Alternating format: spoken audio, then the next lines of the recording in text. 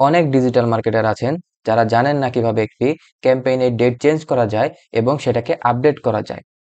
তো আজকে আমি আপনাদেরকে সেটাই দেখাবো কিভাবে আপনারা একটি রানিং ক্যাম্পেইনের ডেটকে পরিবর্তন করতে পারবেন, ডেটকে বাড়াতে পারবেন অথবা কমাতে পারবেন। সো ডেট আপডেট করার জন্য শুরুতেই আপনারা চলে যাবেন আপনাদের অ্যাডস ম্যানেজারে। অ্যাডস ম্যানেজারে আসার পর আপনারা আপনাদের অ্যাড অ্যাকাউন্টটা এনশিওর করে নেবেন। তো ডেট চেঞ্জ করার জন্য এই যে আমার ক্যাম্পেইনটি দেখতে পাচ্ছেন, এই ক্যাম্পেইনটির একটু উপরের দিকে দেখলে দেখতে পারবেন ক্যাম্পেইনস আছে, অ্যাডসেটস আছে, অ্যাডস আছে। তো আপনারা অ্যাডসেটে ক্লিক করবেন। অ্যাডসেটে আসার পর একটু ডানের দিকে স্ক্রল করবেন। স্ক্রল করলে দেখতে পারবেন ইনডেট লেখা আছে, স্কেডিউল লেখা আছে।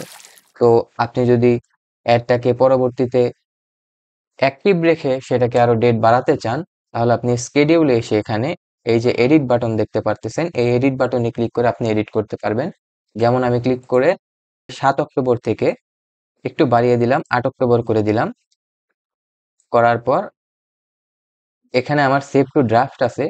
আপনারা যখন অ্যাক্টিভ একটি ক্যাম্পেইনের কাজ করবেন, এডিট করতে যাবেন, তখন এখানে পাবলিশ লেখা উঠবে।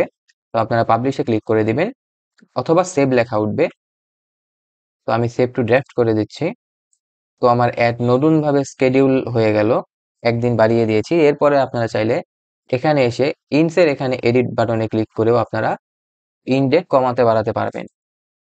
এই যে দেখছেন এখানে ক্লিক করলে আপনাদেরকে ডেটের অপশন দিবে, এখান থেকে মাস পরিবর্তন করতে পারবেন, ডেট পরিবর্তন করতে পারবেন।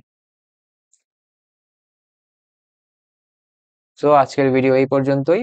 পরবর্তী আরো এরকম অনেক ইম্পর্টেন্ট ভিডিও দেখার জন্য আমার চ্যানেলটিকে সাবস্ক্রাইব করে দিন এবং বেল বাটন অন করে রাখুন। ধন্যবাদ সবাইকে।